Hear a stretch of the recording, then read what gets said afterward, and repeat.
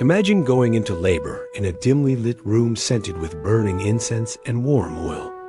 No hospital, no doctor on call, no emergency room down the hall. Only chanting women, carved amulets, and whispered prayers to gods who ruled over life and death. In the ancient world, childbirth was not simply a biological event. It was a battle between the living and the unseen.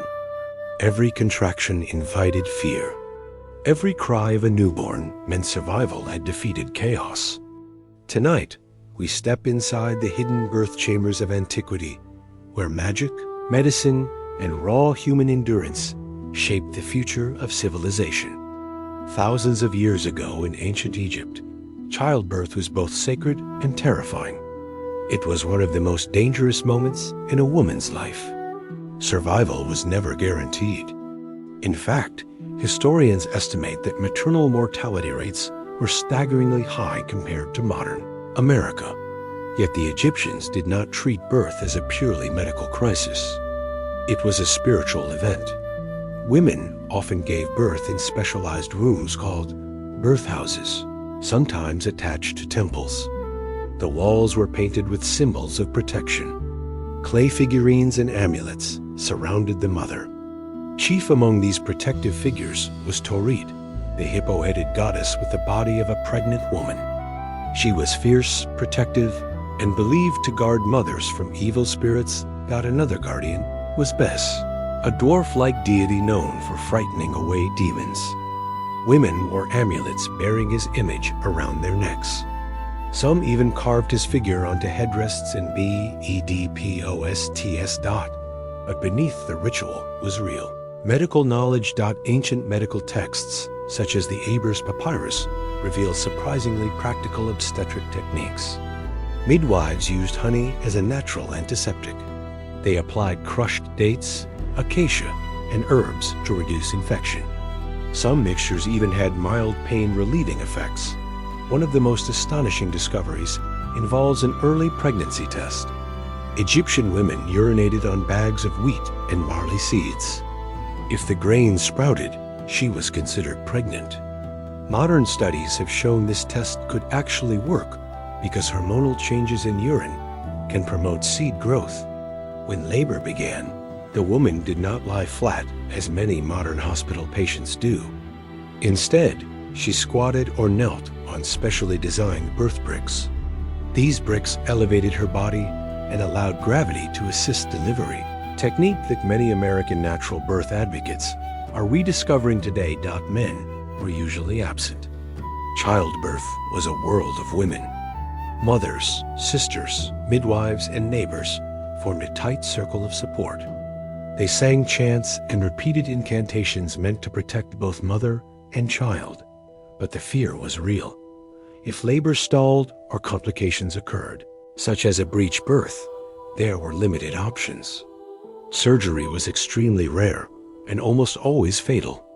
Hemorrhage or infection could end a life within hours. Across the Fertile Crescent in Mesopotamia, childbirth rituals were even more deeply entwined with the supernatural. Clay tablets describe a terrifying female demon named Lamashtu, believed to prey upon pregnant women and newborns, to protect against her. Families invoked Pazuzu, a fearsome wind spirit, whose image was hung near the birthing bed. Ironically, one demon was used to repel another. Mesopotamian midwives were respected professionals. Some were contracted and paid for their services. They used oils for lubrication and herbal infusions to ease pain. Beer mixed with medicinal plants served as mild anesthesia. When a baby was born, rituals continued immediately. The newborn might be washed in warm water infused with herbs. Protective words were spoken over the child. Small charms were placed beside the infant to shield it from spiritual harm. Infant mortality was heartbreakingly common. Many children did not survive their first year. Yet every birth represented hope, economic survival, family lineage, and cultural continuity. What may surprise modern American audiences most is how communal childbirth was. It wasn't sterile or private. It was emotional, loud, spiritual, and collective. Women depended on each other. And despite the danger, these civilizations built empires. The pyramids rose.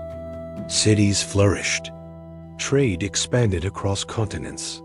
All because, in small fire-lit rooms filled with whispered prayers, women endured the oldest and most dangerous ritual of humanity. In the ancient Mediterranean world, childbirth began to shift. It was still dangerous, still sacred, still wrapped in fear. But something new was emerging. Written medical theory. In ancient Greece, childbirth remained largely in the hands of women, but physicians were beginning to observe, record, and theorize. Midwives, known as maiai, were highly respected. They were often older women who had successfully given birth themselves. Experience was their credential, unlike Egypt, where magic and medicine blended seamlessly. Greek thinkers began separating the two, at least on paper. The legendary physician Hippocrates, often called the father of medicine, proposed that the body operated according to natural laws rather than purely divine intervention. Though many of his ideas were flawed by modern standards, his writings marked a turning point. Childbirth could be studied. Greek midwives understood positioning. They used birthing stools with crescent-shaped openings. The laboring woman sat upright, supported from behind by attendants. Gravity was an ally. The midwife knelt in front, ready to guide the infant's head and shoulders. They used olive oil as lubrication, warm water for comfort, herbal mixtures for pain, though nothing close to modern anesthesia. Greek society could be harsh. In city-states like Sparta, newborns were inspected by elders. If a baby appeared weak or deformed, it might be abandoned, a practice known as exposure. Survival was tied directly to strength. A harsh beginning for a harsh warrior culture. But not all Greek regions practiced this strictly. In Athens, family structure and inheritance played larger roles. Sons were often preferred, as they carried the family name and property rights. Then came one of the most remarkable figures in ancient obstetrics, Cyrannus of Ephesus. Though he lived during the Roman era, Cyrannus was Greek by origin. His medical text, Antiquity, became one of the most detailed early guides to women's health. He described how to identify false labor, how to calm anxious mothers, even how to reposition a breech baby manually by carefully inserting hands to rotate the infant inside the womb. For an era without surgical safety, this was revolutionary. He advised midwives to keep their fingernails short and hands clean, and early recognition of hygiene centuries before germ theory. Across the sea, in ancient Rome, childbirth carried enormous political weight. Producing heirs meant preserving family legacy, property, and power. Elite Roman women were expected to bear multiple children. Labor began with ritual. Women loosened their hair and untied knots in their clothing, symbolizing the untying of the womb. They prayed to Juno Lucina, goddess of childbirth. Incense burned in the birthing room. The midwife, called an obstetrix, directed the process. Like in Greece, Roman women often labored on stools. Assistants supported the mother from both sides. If complications arose, Roman practitioners sometimes used surgical tools. Archaeologists have uncovered bronze instruments resembling forceps and hooks. These were not gentle tools. They were used in desperate situations, often when the baby was already dead and needed to be removed to save the mother. The idea of cesarean section existed, but it was not what modern Americans imagine. Contrary to popular myth, Julius Caesar was almost certainly not born by C-section. The procedure in ancient Rome was typically performed only after a mother had died, in order to attempt saving the infant or for religious burial laws. A live mother surviving such surgery was nearly impossible without antibiotics or blood. Transfusions. Roman newborns were not automatically accepted into the family. After birth, the baby was placed at the father's feet. If he lifted the child, it was acknowledged and raised. If not, the infant might be exposed. Several days later came the dies lustricus and naming ceremony that formally welcomed the child into society. Despite the brutality, Roman medicine continued evolving. Some women used early forms of contraception. A plant called silphium was so widely used for preventing pregnancy that it was harvested to extinction. It was so valuable that its image appeared on coins. Roman legal codes also contained surprising protections. Pregnant women sentenced to death had their executions delayed until after childbirth. The state recognized the unborn child as socially significant, but survival was never certain. Postpartum infections were common. Without sterile conditions, bacteria spread easily. Hemorrhage remained a leading cause of maternal death. Many women bore children knowing each pregnancy might be their last, and yet civilizations expanded. Roads were built. Armies marched. Laws were written, all sustained by women enduring labor in rooms filled with incense. Bronze instruments, whispered prayers, and quiet terror. By the end of the Roman Empire, childbirth had transformed from purely mystical ritual into a strange hybrid of science and superstition. Written medical manuals circulated. Techniques were taught across regions, the foundation of Western. Obstetrics had been laid, though still soaked in risk. Europe and the Mediterranean were not, alone in their rituals of survival. Beyond Rome's borders, across Asia and the Americas, ancient cultures developed practices that would astonish even the most seasoned historian. And in some ways, they may have been ahead of their time. Long before modern hospitals, heart monitors, and neonatal intensive care units, childbirth across the world followed one universal truth. Survival depended on knowledge passed from woman to woman. While Greece and Rome were writing medical manuals, entire civilizations in Asia and the Americas were practicing systems of maternal care that, in some ways, feel surprisingly modern. In ancient China, childbirth was deeply influenced by philosophy. The balance of yin and yang governed the body. Pregnancy was considered a state of heightened yin, delicate, vulnerable, and in need of protection. Expectant mothers followed strict dietary guidelines. Certain cold foods were avoided. Herbal tonics were prescribed to strengthen qi, the body's life force. Midwives were experienced women who combined spiritual rituals with hands-on techniques. But perhaps the most fascinating tradition was Zuo Yuezi, translated as sitting the month. After childbirth, the mother entered a 30-day confinement period. She rested.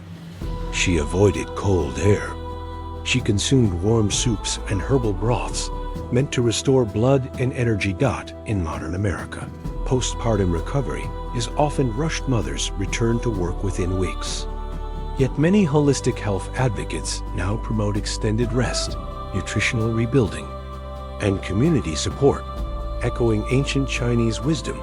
Further south, in ancient India, Ayurvedic texts described prenatal development in astonishing detail. Ancient scholars outlined month-by-month fetal growth.